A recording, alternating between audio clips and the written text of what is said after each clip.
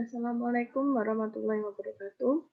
Perkenalkan, nama saya Khofifah Nur Aisyah Adib, NIM 2018 101 103 11108 dari PLK 2 kelompok 12. Di sini saya akan menjelaskan mengenai laporan hasil due diligence dari PT Langgeng Sentosa. Jenis due diligence yang digunakan adalah due diligence pemeriksaan secara lengkap dan menyeluruh atau full due diligence. Full due diligence ini biasanya dilakukan apabila suatu perusahaan hendak melakukan emisi efek atau go public ataupun melakukan akuisisi, merger, dan konsolidasi. Pihak yang terlibat di dalam kegiatan due diligence ini adalah firma hukum Jayabaya, di mana firma hukum Jayabaya ini bertugas sebagai pelaksana due diligence atau konsultan hukum.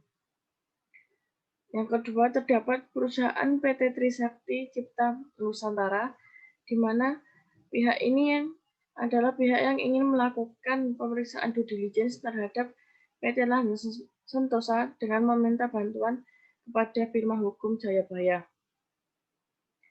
Yang ketiga adalah perusahaan PT Langgeng Sentosa, di mana perusahaan ini adalah tempat di mana dilakukannya pemeriksaan due diligence. Selanjutnya, tujuan dilakukannya due diligence adalah PT Trisakti Cipta Nusantara ingin melakukan audit dengan cara due diligence terhadap perusahaan PT Langgeng Sentosa karena perusahaan PT Trisakti Cipta Nusantara ingin melakukan investasi terhadap perusahaan PT Langgeng Sentosa. Dan juga untuk mengetahui apakah perusahaan PT Trisakti Nusantara aman jika melakukan investasi kepada perusahaan PT Langgeng Sentosa. Selanjutnya terdapat ruang lingkup pemeriksaan. Yang pertama adalah PT Langgeng Sentosa didirikan di Republik Indonesia pada tanggal 20 Agustus 2008 berdasarkan Akta Notaris Magdaliman Sugiarto SH MKN dengan nomor 33. Pada anggaran dasar perusahaan telah mengalami perubahan sebanyak 2 kali dan tanggal 29 Juli 2018 tentang perubahan pasal 4 mengenai modal.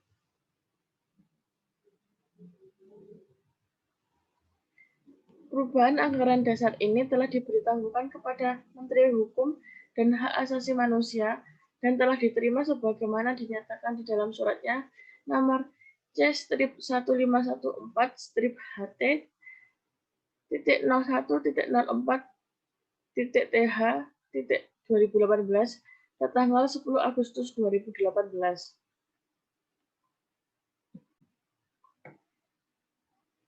Selanjutnya, anggaran dasar perusahaan dan seluruh perubahannya adalah sah dan benar dan tidak terdapat masalah dari segi hukum.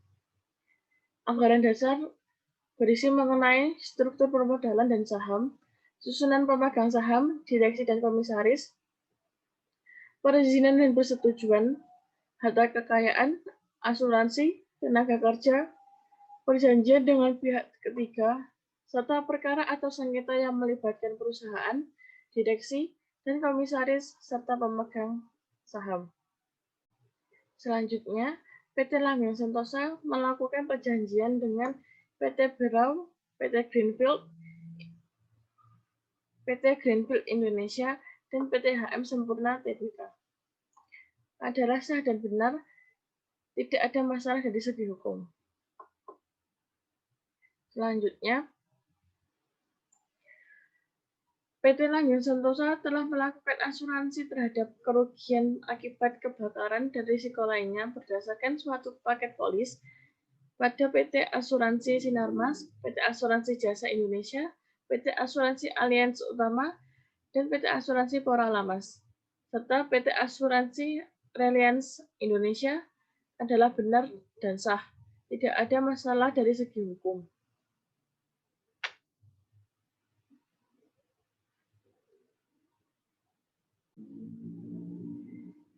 Dalam melakukan kegiatan due diligence ini terdapat pembatasan-pembatasan yang telah disepakati, antara lain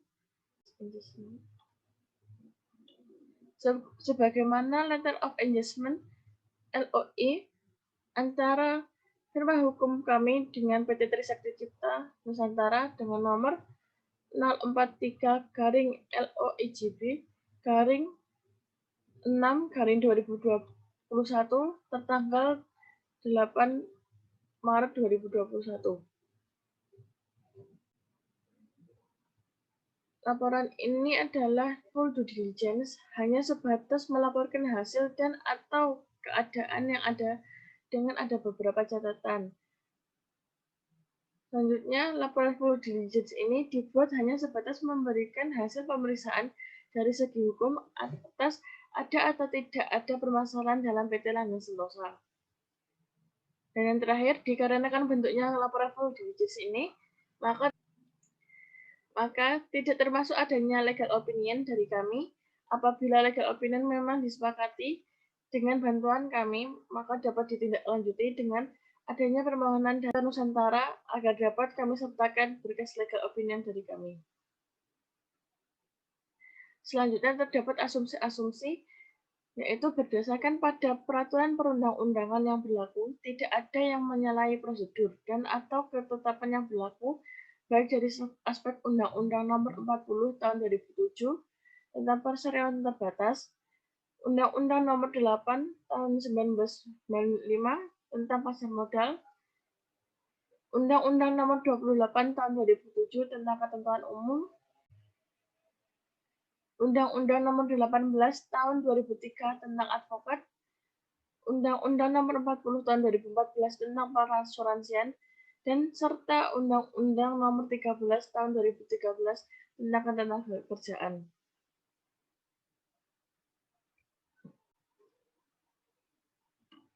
Selanjutnya, hasil pemeriksaan hukum dari aspek korporasi.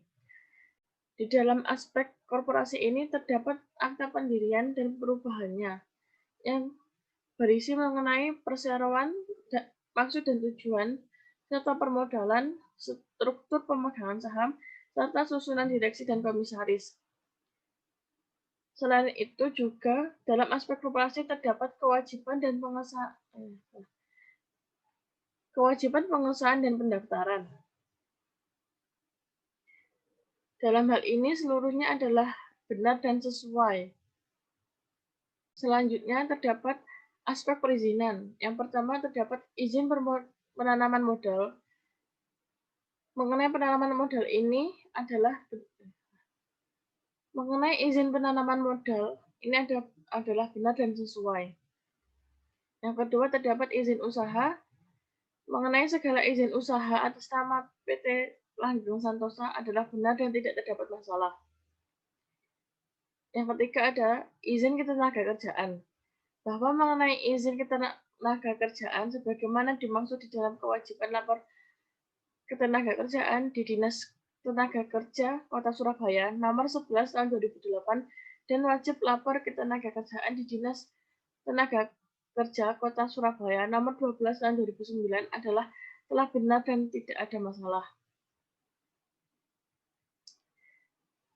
Selanjutnya, mengenai aset-aset yang dimiliki oleh perusahaan PT Langgeng Sentosa.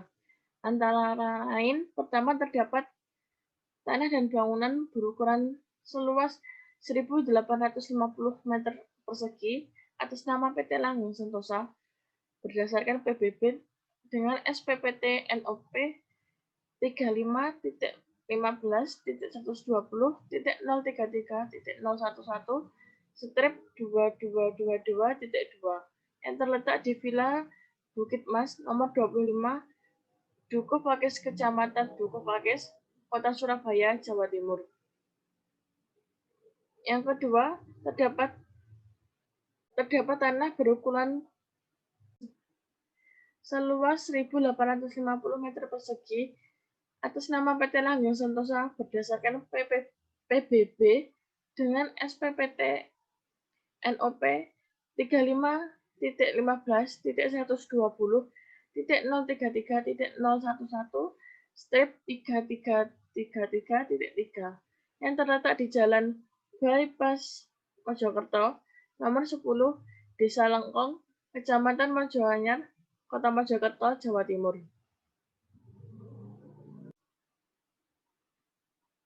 Kedua tanah dan bangunan ini merupakan hak milik sah dari PT Langgeng Sentosa karena sertifikat atas nama PT Langgeng Sentosa, di mana hal ini menjadi bukti bahwa tanah dan bangunan ini merupakan hak milik PT Langgeng Sentosa.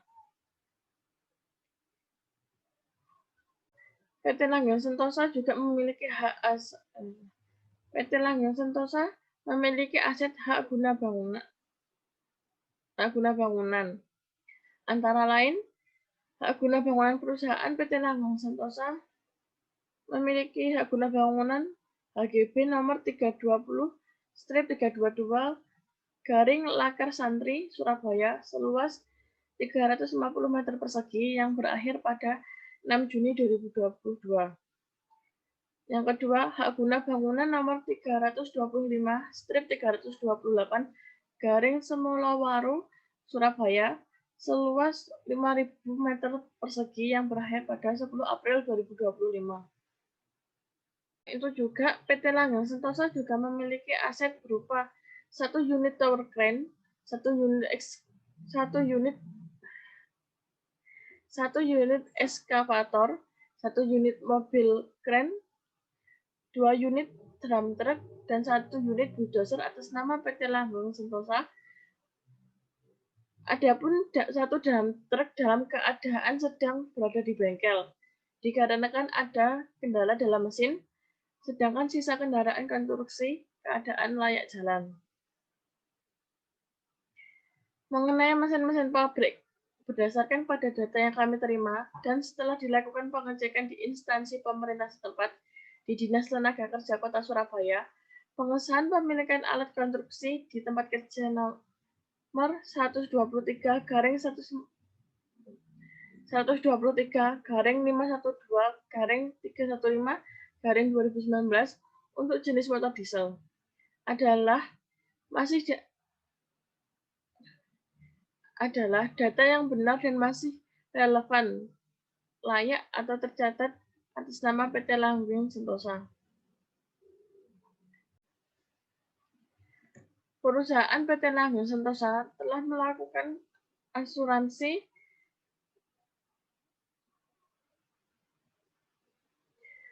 mengasuransikan kerugian akibat kebakaran PT Asuransi Sinar Mas, PT Asuransi Jasa Indonesia, PT Asuransi Allianz Utama, PT Asuransi Poralamas, PT Asuransi Reliance Indonesia dengan nilai pertanggungan 500 juta pada tanggal 30 Juni 2016. Serta pada tanggal 30 Juni 2019, nilai pertanggungan ditambah dengan 200 juta rupiah yang menurut pendapat manajemen perusahaan cukup untuk menutupi kerugian yang mungkin timbul dari risiko tersebut.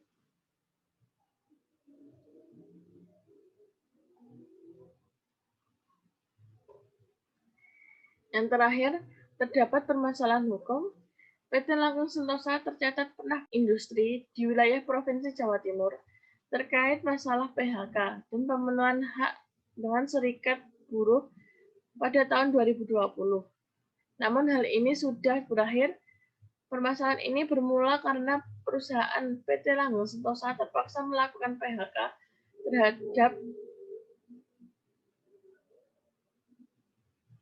terhadap sebagian pekerja karena kondisi pandemi COVID-19. Akan tetapi permasalahan ini telah selesai dan diputuskan oleh pengadilan dengan nomor putusan 67/PDT dengan nomor putusan 67/Perdata Khusus Strip Pengadilan Hubungan Internasional /2020/PN Surabaya, dan segala tuntutan dari serikat buruh sudah ditunaikan.